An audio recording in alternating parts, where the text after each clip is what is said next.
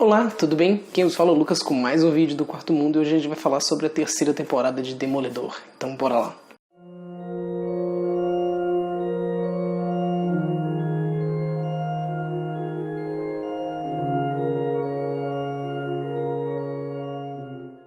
Bom, a terceira temporada de Demolidor mal saiu na Netflix e eu já maratonei ela aí esse final de semana, são 13 episódios e vou estar aqui contando um pouquinho pra vocês, vou falar com spoilers, mas vou contar sem spoilers também sobre o que aborda essa temporada e como que tá, se tá bacana ou não.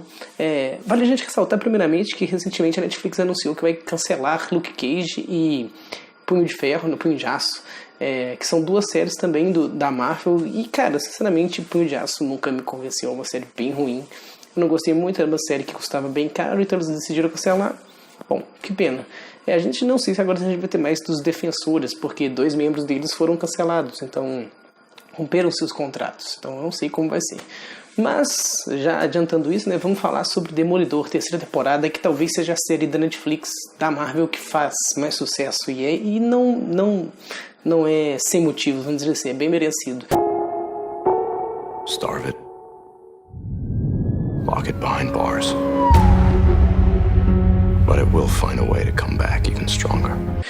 O Demolidor, cara, ele teve um tempo no quadrinho que ele teve a revista quase acabou, e daí chegou um cara, um jovem com muitas ideias bacanas que quase ninguém conhece, chamado Frank Miller, que foi só o cara responsável por fazer Cavaleiro das Trevas e diversas outras histórias fodas. E ele resolveu falar, não, me dá esse cara aí que eu vou escrever ele, e a gente vê o que dá aí, se dá algum lucro, e ele simplesmente revolucionou a Marvel e fez um dos melhores personagens da Marvel, se não o melhor. Ou ao menos com as histórias mais icônicas. E por que o Demolidor é tão foda? Porque ele é um cara que briga em um bairro. Ele não tá salvando o planeta, ele não tá salvando o universo, ele tá salvando um bairro. Ele é simplesmente um cara com muitos dons de artes marciais, alguns superpoderes, porque ele é cego e ele consegue, através dos outros sentidos dele, que são super aguçados, ele consegue ter uma noção de espaço e tudo mais. Ele consegue ouvir batimentos cardíacos, definir se a pessoa está nervosa, se é o que está acontecendo com a pessoa, ouvir uma pessoa muito longe. Então ele consegue sentir cheiros também. Então ele tem todos esses poderes bem bacanas para quem não conhece o Demolidor ainda. E quem que vai ser o vilão, né? Quem que vai enfrentar o Demolidor nessa temporada? Bom, essa temporada ela não tem somente um vilão, ela tem vários vilões. E um deles é esse cara aqui, um mercenário, cara, que é um dos meus personagens favoritos da Marvel. Eu tenho meio que 3 personagens favoritos da Marvel, que é Justiceiro, Demolidor e Mercenário. Simplesmente não são os com superpoderes, são somente os caras mais simples. Eu gosto muito desse tipo de história que se passa dentro da cidade, que é uma história que poderia acontecer, vamos dizer assim. E esse quadrinho aqui, Mercenário, Anatomia de um Assassino, ele conta mais ou menos como o mercenário foi criado, né? Ao menos nos quadrinhos, conta por que ele se tornou o que ele é. Ele simplesmente é preso e 2 caras falam, olha, a gente vai conseguir descobrir o porquê do mercenário. Eles começam a interrogar ele e eles veem que ele é um assassino totalmente cruel e insano. E além disso, a gente tem outro quadrinho que é muito melhor do que aquele ali, que é Justiceiro Mercenário. Esse aqui é simplesmente o embate do Justiceiro, que foi o personagem da segunda temporada do Demolidor. Ele enfrentando o mercenário, e a gente sabe que não qualquer um que para na frente do Justiceiro sai vivo, e o mercenário ele consegue essa proeza. Ele simplesmente fica estudando, ele meio que entra no corpo do Justiceiro para entender como o Justiceiro funciona e só assim poder vencê-lo, né? E vamos dizer que ele não consegue muito isso, já dando spoiler do quadrinho, mas ele consegue deixar o Justiceiro numa situação bem tensa. Então eu tenho um pouco de conhecimento desse personagem, mas vale ressaltar que ele não é o principal vilão da série, vamos dizer assim, da temporada. O principal vilão é o Wilson Fisk. Pra quem não sabe, o Wilson Fisk é aquele cara gigante, careca, que é o rei do crime, e ele sim é o principal vilão. E, bom, eu vou falar agora, dar alguns spoilers sobre a temporada, né? Quem não quiser ver, eu vou deixar um selinho de spoiler, se avança até lá no final, onde eu vou falar minhas impressões finais sobre a série e dizer a nota que eu dou e tudo mais sobre a temporada. Bom, que comece os spoilers. A série começa logo depois que o Demolidor, ele sofre aquele acidente com a Elektra, que a Elektra morre e tudo mais. E, cara, ele tá todo fudido, ele tá todo queimado, todo fudido. E ele é encontrado e ele pede pra ser levado a uma igreja, que foi a igreja onde ele foi criado durante a infância dele inteira. E bom, chegando nessa igreja, ele tá com o padre que criou ele e tudo mais. E ele se cura, né? Ele é tratado lá, ele vai se curando. A gente vê que ele tá todo fodido. Ele começa a tossir sangue e tudo mais. Ele tá muito fodido. E ele se trata e ele começa a falar: não, eu tenho que voltar. Depois que eu morri, o Matt Murdock morreu, eu vou voltar somente como o Demolidor, que é eu esqueci o Matt Murdock, o advogado Matt Murdock. Eu vou voltar somente como Demolidor. E bom, ele tenta fazer isso no começo, né? Ele tenta trabalhar sozinho, não conta nem a Karen Page, nem o Fogg que ele voltou, que ele tá vivo. Ele começa a fazer aparições pontuais e trabalhando sozinho, beleza, durante um tempo. Mas, cara, ele voltou tão fodido, ele tá totalmente perturbado porque ele perdeu a Elektra e tudo mais, e ele tá tão perturbado que ele começa a ter visões. Ele começa a ver o rei do crime falando no ouvido dele: por que você não fez isso? Você não foi forte o suficiente, você não foi bom o suficiente, tudo mais. E ele começa a ter essas visões, ele começa a ter visões do pai dele, ele conversa com o pai dele, conversa com o rei do crime também.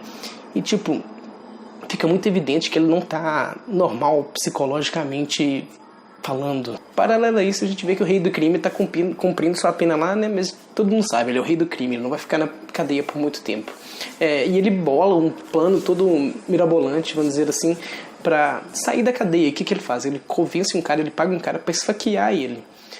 E como ele foi esfaqueado, ele tem que ser transferido. E ele não vai ser transferido para outra prisão, ele vai ser transferido para um apartamento de luxo. E a gente vê as pessoas protestando em frente ao hotel que ele tá, né? Como que o cara vai ser transferido para um apartamento de luxo? E no meio dessa transferência, a gente vê que tem um pessoal que até aborda e tenta matar o rei do crime. Só que no momento que ele é abordado, que ele bate o carro capota e tudo mais, aparece um cara, um policial do FBI que simplesmente não erra um tiro. Quem será que é esse policial? É simplesmente um mercenário. A abordagem nessa temporada é um pouco diferente do quadrinho que eu mencionei, do Mercenário Anatomia do Assassino.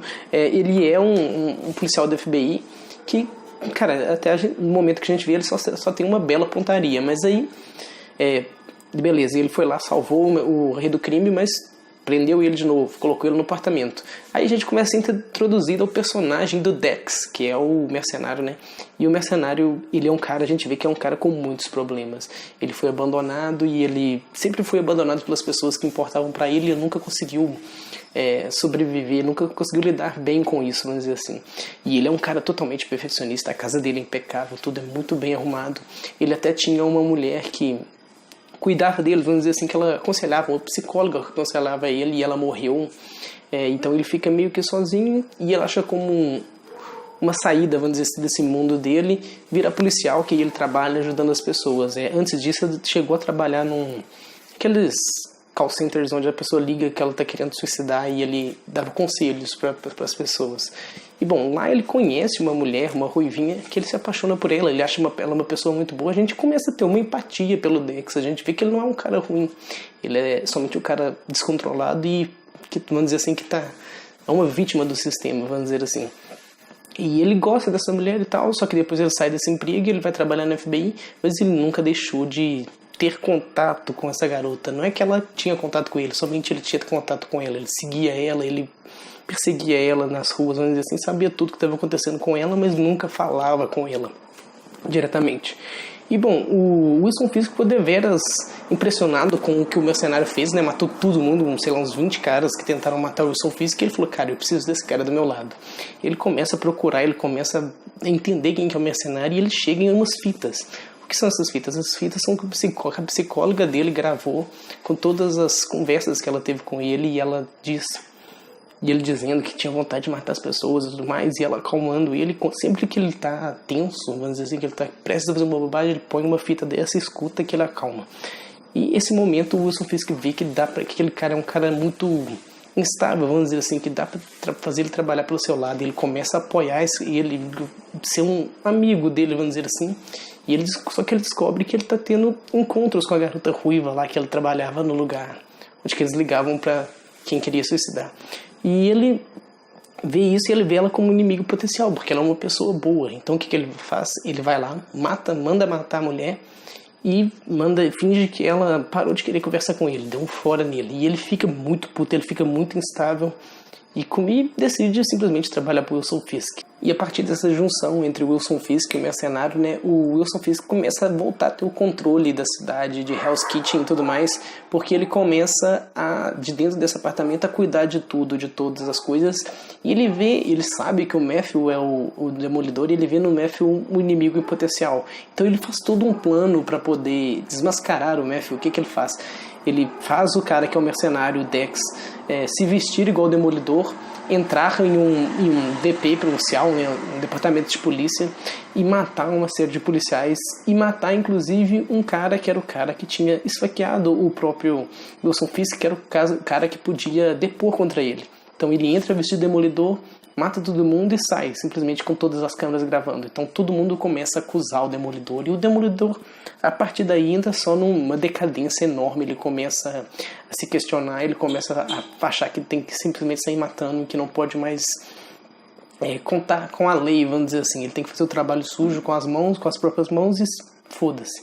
E no meio disso, o Wilson Fisk acaba crescendo cada vez mais, e ele começa a ter o poder, a tornar ter o poder da cidade.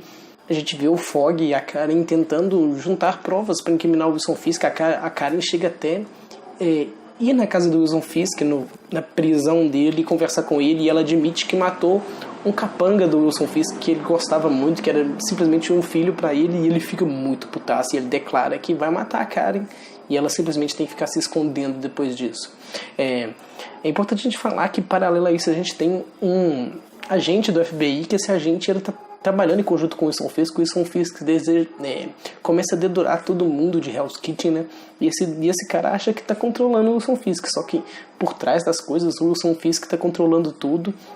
E chega um momento que o Wilson Fisk fala pra ele, que os agentes infiltrados no FBI que trabalham pro Wilson Fisk fala pra ele: olha, você simplesmente tá dentro, cara, não tem como você sair mais, se você sair a gente mata a sua família. Então ele se vê necessário ajudar o Wilson Fisk, né, colaborar com ele, porque senão o filho e a mulher dele morrem. E o que acontece nesse momento? A Karen está escondida dentro da igreja que o Matthew foi encontrado no início da série, e o mercenário vai até lá procurar ela, chega lá, simplesmente entra na igreja vestido de Demolidor e começa a matar geral, e inclusive mata o padre que cuidou do Matthew durante a vida inteira. E o Matthew fica full pistola e sai pra cima dele, e acaba que ele acaba conseguindo fugir. E depois disso o Matthew fala: não, eu vou pegar esse cara, eu vou matar ele, eu vou matar o Wilson Fisk, e isso tudo vai acabar. Só que o Fogg não deixa, ele fala: não, vamos tentar fazer isso da forma correta, vamos tentar usar a lei contra ele.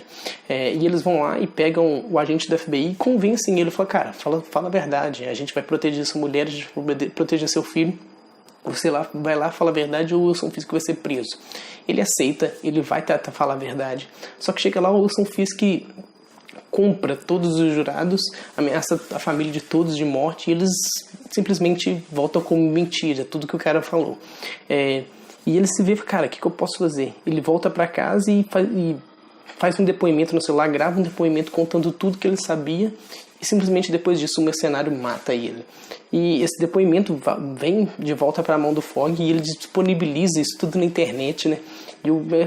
E aí o rei do crime vê como realmente agora ele está ameaçado, porque aquilo está viralizando na internet, o cara estava à beira da morte, ele não tinha por que mentir, e aquilo pode ser considerado como uma prova contra ele. Em meio a tudo isso, ele simplesmente resolve se casar com a Vanessa, né, que é a mulher da vida dele. Não sei porque, no meio de um momento tão conturbado, ele resolve casar com ela. E ele resolve casar com ela, e o casamento dele é um evento enorme dentro da prisão dele lá. Ele chama uma galera. Só que aí o Matthew tem uma ideia, fala: cara, o Matthew acaba descobrindo que foi ele que matou a mulher que o mercenário gostava, e o Matthew fala: cara, eu vou contar pro mercenário isso e a gente vai ver o que dá. Ele vai lá, consegue provar pro mercenário que foi o Wilson Fisk que matou a mulher, e o mercenário fica puto, fica insano, velho. E ele sai pra cima e fala: não, eu vou matar o Wilson Fisk. Então vão o mercenário e o Demolidor, separadamente, até o casamento do Wilson Fisk, e eles vão o Demolidor tenta pará-lo e o mercenário tenta matá-lo. Chega lá, eles se embatem, né? O mercenário, o Wilson Fisk e o Demolidor. Eles brigam, o Wilson Fisk acaba quebrando a coluna do mercenário, deixando ele sem andar, paralítico, né? E o Demolidor acaba subjugando o rei do crime, e o rei do crime fala: você vai você vai me pôr na cadeia, eu vou sair, sei lá, em um mês, eu vou sair rapidinho, você não pode me controlar. Aí ele vira e fala, olha, eu não posso te controlar, mas eu posso controlar a sua mulher. E ele vai lá e ameaça a esposa do Wilson Fisk, que é a única paixão verdadeira que ele tem, que é a Vanessa. E ele fala, não, tá, e se é pela Vanessa eu aceito. A gente não sabe o que vai acontecer, isso já é no finalzinho da temporada. E ele aceita e vai preso e tudo volta ao normal. E basicamente, galera, essa temporada é contada rapidamente, né?